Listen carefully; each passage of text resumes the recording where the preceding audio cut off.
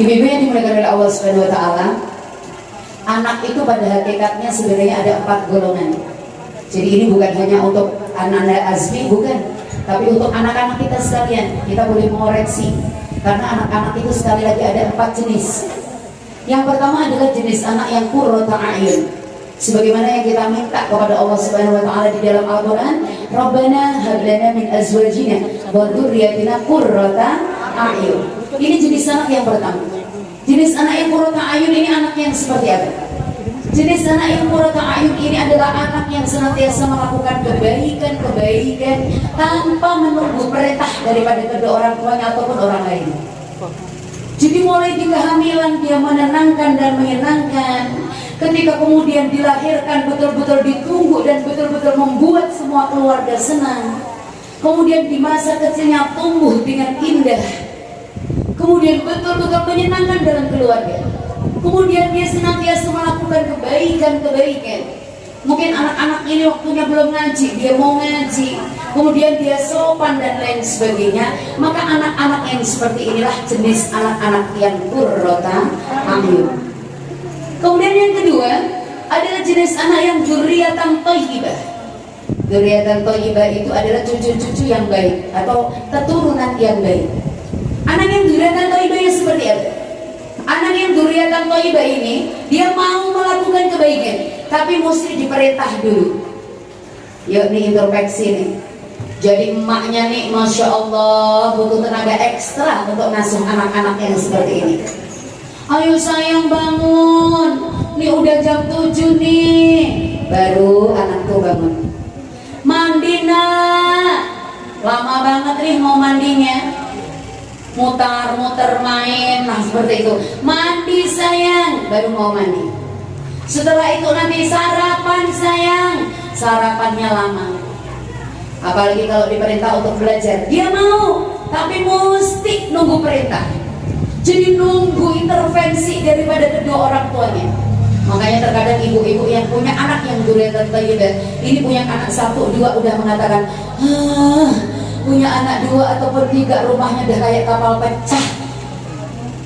Rasanya udah pening, suara udah habis. Kenapa? Karena setiap hari mesti harus mendikte anak-anak kita. Ini jenis anak yang dzurriyyatan thayyibah. Yuk kita introspeksi diri nih, anak kita jenis anak yang seperti apa. Yang ketiga adalah jenis anak yang fitnatun. Jadi anak tukang fitnah. Jadi anak yang menjadi fitnah kedua orang tuanya. Ini contohnya seperti apa? Anak yang sekolah nggak naik-naik, anaknya bodoh. Jadi kelas 6 itu bisa 10 tahun. Naudzubillahi. Ini akhirnya guru-gurunya ngomong begini, ini anak sopo yo.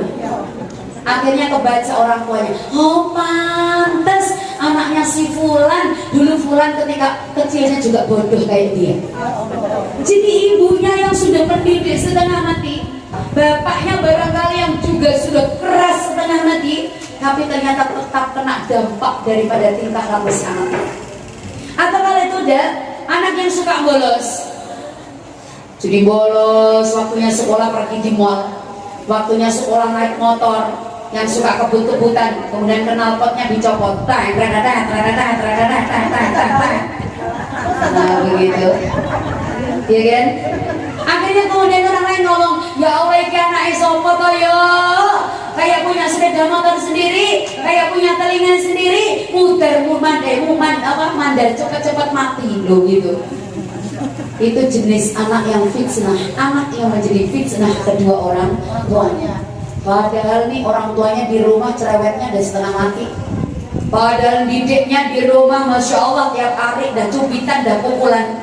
Tapi ternyata masih salah terus, masih juga kena dampak daripada tingkah laku anak. Ini jenis anak yang fitnah.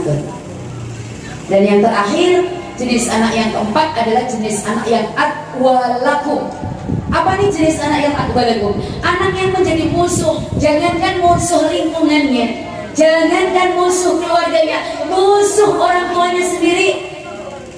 Para ibu itu pasti mengatakan, nyesel aku ngelahirin dia. Andai kata boleh waktu ini dibalikkan lagi, masukkan ke dalam perut, penyet-penyet dia. Naudzubillahimin. Ini jenis anak yang seperti apa? Naudzubillah, anak yang perampok, anak naudzubillah yang kena kasus narkoba, anak yang sampai membunuh. Naudzubillahimin. Dari ini ada loh Bu, anak-anak seperti itu atau orang-orang seperti itu tidak mungkin dia tidak lahir dari rahim para ibu, nggak mungkin dia nongol langsung di bumi, dia pasti juga dilahirkan, tapi termasuk golongan yang keempat, yaitu golongan yang menjadi musuh bagi orang tuanya sendiri. Naudzubillahimin dzalik. Nah, oleh karena itu jangan pernah berhenti untuk berdoa kepada Allah Subhanahu wa taala dengan kalimat Rabbana hab lana min azwajina wa dzurriyyatina qurrata a'yun waj'alna lil muttaqina imama. Yang hari ini sudah diberi anak-anak yang qurrata a'yun, tetap minta. Karena apa? Allah itu zat yang maha membolak-balikkan hati. Ada kalanya yang mungkin kecilnya qurrata ayun, tapi giliran kemudian menginjak dewasa dia menjadi fitnatun. Kenapa?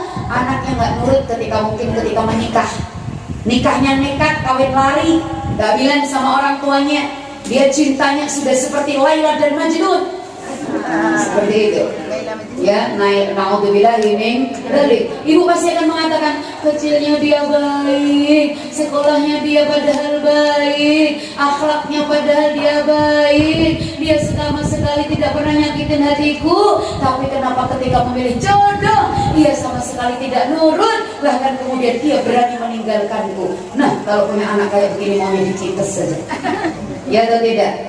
Ya muqallibal qulub tsabbit qalbi ala dini. Jadi tetap harus minta Allah tetapkan hati kita untuk senantiasa untuk berjuang di dalam agamanya Allah. Jangan sampai kemudian keluar dari syariatnya Allah Subhanahu wa ta'ala. Nah, kita berdoa mudah-mudahan Ananda Rahmat Azmi Athaillah ini betul-betul menjadi anak yang qurrata a'yun, yaitu anak yang senantiasa melakukan kebaikan-kebaikan tanpa merepotkan keluarga. Amin ya rabbal